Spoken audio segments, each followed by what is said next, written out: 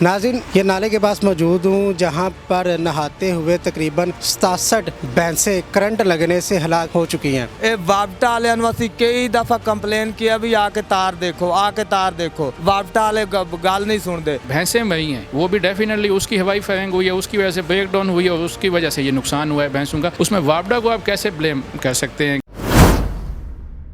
NA news की videos देखने के लिए हमारा चैनल सब्सक्राइब कीजिए और बेल के आइकॉन पर क्लिक कीजिए ताकि आप हमारी तमाम आने वाली वीडियोस से बाखबर रह सकें। बिस्मिल्लाहिर्रहमानिर्रहीम। नाज़रीन अस्सलाम वालेकुम, मैं हूं आपका मेज़बान हाफिज़ खुरम शहजाद और आप देख रहे हैं NA न्यूज़। नाज़रीन, ये नाले के पास मौजूद हूँ जहाँ पर नहाते हुए तकरीबन 67 भैंसें करंट लगने से हलाक हो चुकी हैं। जो उनकी देखभाल करता था वो मुलाजिम मेरे साथ मौजूद है, जिसकी आंखों के सामने 67 की 67 भैंसें तड़पते हुए दम तोड़ गई। ये सारा वाकया कैसे पेश आया, वापटा को जिम्मेदार करार दिया जा रहा है, तो वापटा वालों से भी जानेंगे कि उनकी गलती थी कि या इनकी गलती थी। आइए इनसे बात करते हैं। अच्छा अहमद साहब, ਹੁਣ ਦੱਸੋ ਤੁਸੀਂ ਮੌਕੇ ਤੇ ਮੌਜੂਦ ਸੀ ਜਦੋਂ ਮੱਝਾਂ ਨਾਲੇ 'ਚ ਨਹਾ ਰਹੀਆਂ ਸੀ ਤੇ ਕਿਸ ਤਰ੍ਹਾਂ ਹਾਦਸਾ ਪੇਸ਼ ਆਇਆ? ਇਹ ਜੀ ਹਾਦਸਾ ਮੈਂ ਮਰਕਜ਼ਾਰ ਕਾਨੂੰਨੀ ਸੇ ਬੋਲ ਰਿਹਾ ਤੇ ਹਾਦਸਾ ਇਸ ਤਰੀਕੇ ਪੇਸ਼ ਹੋਇਆ 9:30 ਵਜੇ ਮੈਂ ਮੱਝਾਂ ਛੱਡੀਆਂ ਨੇ ਨਾਲੇ ਦੇ ਵਿੱਚ ਨਵਾਣ ਸਵੇਰ 9:30 ਵਜੇ। ਸਵੇਰ 9:30 ਵਜੇ ਤੇ ਮੱਝਾਂ ਜਾ ਕੇ ਮੇਰੀਆਂ ਬੈਠ ਗਈਆਂ ਨੇ, ਮੈਂ ਕੋਲ ਉਹਨਾਂ ਦੇ ਬੈਠ ਗਿਆ ਵਾਂ।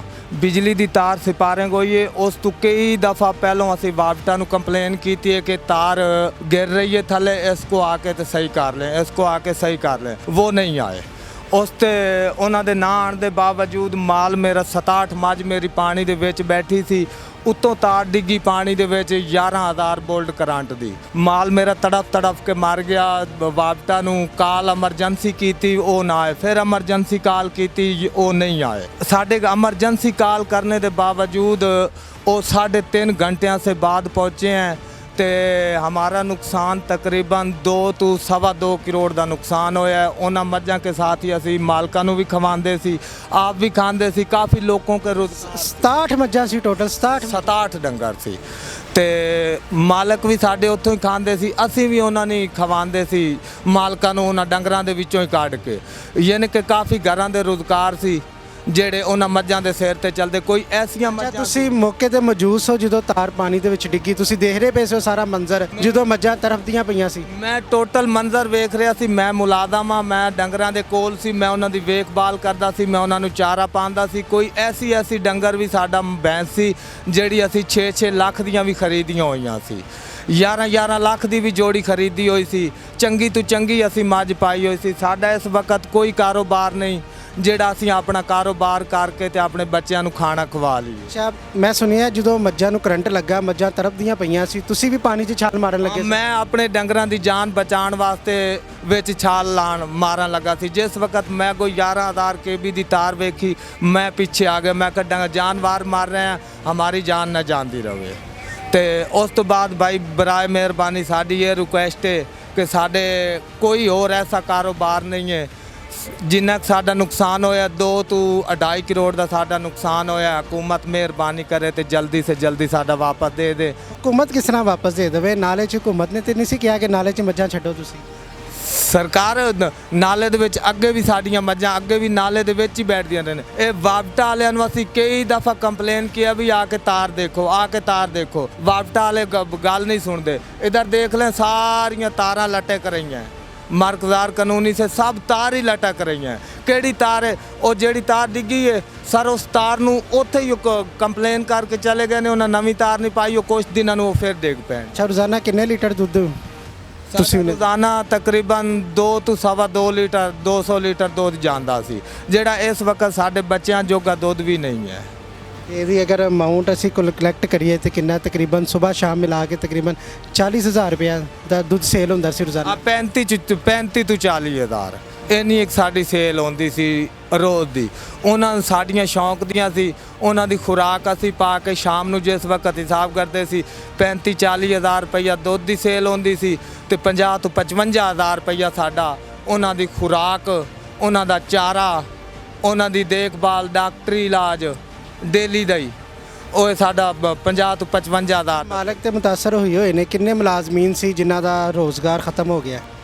ਇਹ ਤਕਰੀਬਨ ਕਾਫੀ ਲੋਕ ਸੀ ਜਿਹੜੇ ਇੱਥੋਂ ਦੁੱਧ ਲੈ ਕੇ ਸਾਡੇ ਕੋਲੋਂ ਜਾਂਦੇ ਸੀ, ਅੱਗੇ ਵੇਚ ਕੇ ਆਪਣਾ ਰੁਜ਼ਗਾਰ ਚਲਾਉਂਦੇ ਸੀ, ਆਪਣੇ ਬੱਚਿਆਂ ਨੂੰ ਖਵਾਉਂਦੇ ਸੀ। ਸਾਡੇ ਮਾਲਕ ਨੇ ਉਹ ਵੀ ਇੱਥੋਂ ਇਹਨਾਂ ਮੱਝਾਂ ਦਾ ਦੁੱਧ ਪੀਂਦੇ ਸੀ, ਇਹਨਾਂ ਮੱਝਾਂ ਦੀ ਕਮਾਈ ਖਾਂਦੇ ਸੀ। ਅਸੀਂ ਜਿਹੜੇ ਮੁਲਾਜ਼ਮ ਆ 4 ਭਾਈ ਹਾਂ, ਅਸੀਂ 4 ਭਾਈਆਂ ਦੇ ਬੱਚੇ ਵੀ, ਅਸੀਂ 4 ਭਾਈ ਵੀ, ਅਸੀਂ ਵੀ ਇਹਨਾਂ ਮੱਝਾਂ ਦੇ ਵਿੱਚੋਂ ਹੀ ਖਾ ਰਹੇ ਸੀ। ਹੁਣ ਇਸ ਤੋਂ ਇਲਾਵਾ ਕੋਈ ਕੰਮ ਨਹੀਂ, ਮਾਲਕਾਂ ਦਾ ਵੀ ਕੋਈ ਕੰਮ ਨਹੀਂ ਇਸ ਤੋਂ ਇਲਾਵਾ? ਮਾਲਕਾਂ ਦਾ ਇਸ ਤੋਂ ਇਲਾਵਾ ਸਾਡਾ ਇਹ ਮੱਝਾਂ ਵਾਲੇ ਰੁਜ਼ਗਾਰ ਸੀ ਜਿਹੜਾ ਬੰਦ ਹੋ ਗਿਆ। ਅੱਜ ਚੌਥਾ ਦਿਨ ਹੈ ਸਾਡੇ ਡੰਗਰਾਂ ਨਾਲ ਹਾਦਸਾ ਹੋਇਆ। ਇਸ ਵਕਤ ਅਸੀਂ ਸਾਰੇ ਮਾਲਕ ਵੀ ਤੇ ਮੁਲਾਜ਼ਮ ਵੀ ਅਸੀਂ ਆਪਣੇ ਘਰੋਂ ਘਰ ਬੈਠੇ ਹਾਂ। ਸਾਡਾ ਕੋਈ ਐਸਾ ਕਾਰੋਬਾਰ ਨਹੀਂ ਜਿਹੜਾ ਅਸੀਂ ਕਰਕੇ ਆਪਣਾ। ਤੁਸੀਂ ਕਹਿ ਰਹੇ ਹੋ ਵਾਪਟਾ ਦੀ ਵਜ੍ਹਾ ਤੋਂ ਇਹ ਸਾਰਾ ਨੁਕਸਾਨ ਹੋਇਆ ਹੈ, ਤੇ ਕੋਈ ਵਾਪਟਾ ਦੀ ਆਲਾ ਸ਼ਖਸੀਅਤ ਜਾਂ ਕੋਈ ਹਕੂਮਤੀ ਅਹਿਲਕਾਰ, ਕੋਈ ਸਿਆਸੀ ਸ਼ਖਸੀਅਤ ਤੁਹਾਡੇ ਕੋਲ ਆਏ ਨੇ? ਉਹ ਜਿਸ ਵਕਤ ਉਹਨਾਂ ਨੂੰ ਅਸੀਂ ਐਮਰਜੈਂਸੀ ਕਾਲ ਕੀਤੀ, ਉਸ ਤੋਂ ਬਾਅਦ 3.5 ਘੰਟਿਆਂ ਤੋਂ ਬਾਅਦ ਸਾਡੇ ਕੋਲ ਆਪਣੇ ਨੇ ਪਹਿਲੋਂ ਨਹੀਂ ਆਏ। ਫਿਰ ਵੀ ਉਹਨਾਂ ਆ ਕੇ ਸਾਨੂੰ ਇਹ ਗੱਲ ਕੀਤੀ ਹੈ ਕਿ ਜਿਹੜੀ ਤੁਸੀਂ ਐਮਰਜੈਂਸੀ ਕਾਲ ਕੀਤੀ ਹੈ ਸਾਨੂੰ, ਉਹਦੀ ਸਾਨੂੰ ਰਿਕਾਰਡਿੰਗ ਦਿਖਾ ਦਿਓ। ਉਹ ਜੀ 3.5 ਘੰਟਿਆਂ ਤੋਂ ਬਾਅਦ ਮਾਲ ਤੜਫ ਕੇ ਮਾਰ ਰਿਹਾ ਹੈ, ਤੁਸੀਂ 3.5 ਘੰਟਿਆਂ ਤੋਂ ਬਾਅਦ ਆ ਰਹੇ ਹੋ। ਉਹ ਤੁਹਾਨੂੰ ਅਸੀਂ ਕਿਹੜੀ ਕਾਲ ਵਿਖਾਈਏ, ਕਿਹੜੀ ਅਸੀਂ ਤੁਹਾਨੂੰ ਰਿਕਾਰਡਿੰਗ ਵਿਖਾਈਏ ਉਸ ਦੀ? ਅਸੀਂ ਤੇ ਐਮਰਜੈਂਸੀ ਕਾਲ ਕੀਤੀ ਹੈ, 15 ਤੇ ਵੀ ਅਸੀਂ ਕਾਲ ਕੀਤੀ ਹੈ। 15 ਵਾਲੇ ਅੱਪੜ ਆਏ, ਪੁਲਿਸ ਅੱਪੜ ਆਈ, ਵਾਪਟਾ वाले नहीं अपड़े। ये इतनी ये गफलत कर रहे हैं वापटा वाले कि बहुत ही गफलत कर रहे हैं। देख लो तुम्हारे सामने रिकॉर्डिंग कर लो, सब तार 11-11 हज़ार वोल्ट की तार है वो जो थले ज़मीन से लटक रही है। हमारे लोगों का कोई जुर्म नहीं है, जो जुर्म कर रहे हैं ये नुकसान होया हमारा बिजली के साथ। कितने अरसे से आपने ये भैंसें रखी हुई थी और ये नाले में छोड़ते थे? ये तकरीबन असी 7 तो 8 महीने गुजर गए हैं, नाले में छड़ते थे तो काफ़ी।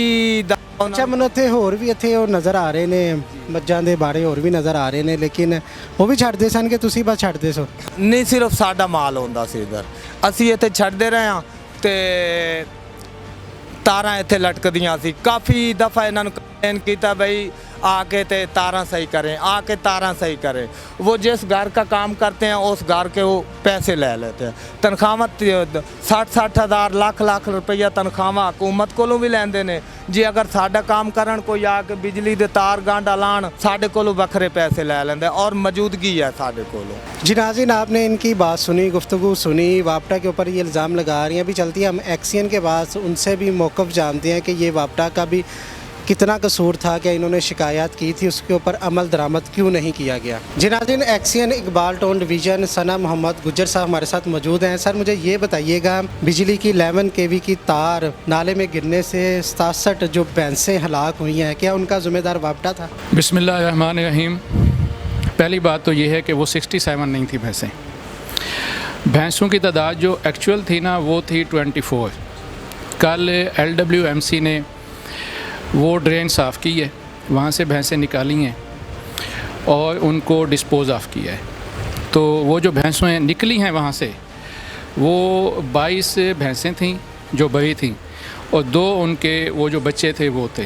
तो टोटल इस वजह से वो 24 थी, तो 67 वो बिल्कुल नहीं थी। अब मालकान का कहना था ना कि 67 थी। नहीं 67 नहीं थी। देखें ना, भैंसें तो वही होनी है जो वहाँ से निकलनी है, तो वो 24 निकली हैं। अच्छा, उनका कहना है कि बार बार हमने वापटा वालों को कहा था कि ये तार स्पार्क करती है, इसको ठीक करें, ठीक नहीं किया। उसमें मैं थोड़ा सा आपको ये अर्ज़ करता हूँ कि जुमे वाले दिन को 11 बजे ना हमारा जो कंट्रोल रूम है वहाँ से जो मुतलका STO साहब हैं, STO राना टाउन लगता है इस इलाके को, उनको कॉल मौसूल हुई कि जी ये जो पीको रोड फीडर है ना ये बंद हो गया, इस पर फॉल्ट आ गया और ये डेड शॉट हो गया है। STO ने अपने लैंड सुपरिटेंडेंट को इंस्ट्रक्शन दी कि वो रूटीन में होता है कि जब कोई लाइन बंद हो ना तो हम उसकी पेट्रोलिंग करते हैं और ये देखने की कोशिश करते हैं कि फ़ॉल्ट कहाँ पे आया है, उस फॉल्ट को हम लोकेट करते हैं और फिर उसको हम रेक्टिफाई करके फिर हम इलेक्ट्रिसिटी उस इलाके की बहाल करते हैं।